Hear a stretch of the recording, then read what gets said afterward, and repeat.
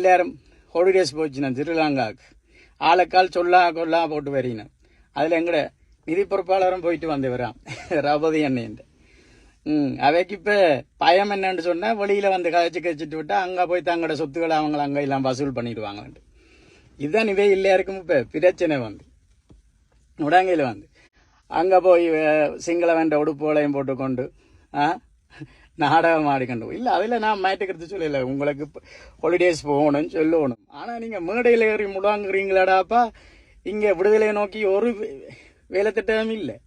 நீங்கள் போங்கோ. அதை மாதிரி தான் நாங்கள் புலம்பெயரத்தில் இருந்து தப்பி வந்த ஆக்களுக்கு மண்ணை சொன்னது. போங்கடா போய் உனக்கு இந்த குடும்பத்தையும் பிள்ளையும் பார்க்கணும்னு சொன்னாடாப்பா. வந்திருந்து பிள்ளையில பார்த்து போட்டு பேசாமல் இருங்க. ஏண்டாப்பா ஏண்டா எங்கட குரஸ் பண்ணுறீங்களோ? இன்றைக்கு தங்கச்சி இருக்கத்தக்கனவே இந்த கிளையில் இருக்கிற ஆக்கள் வேணுமெண்டு போய் விளக்க கொடுத்துறாங்க.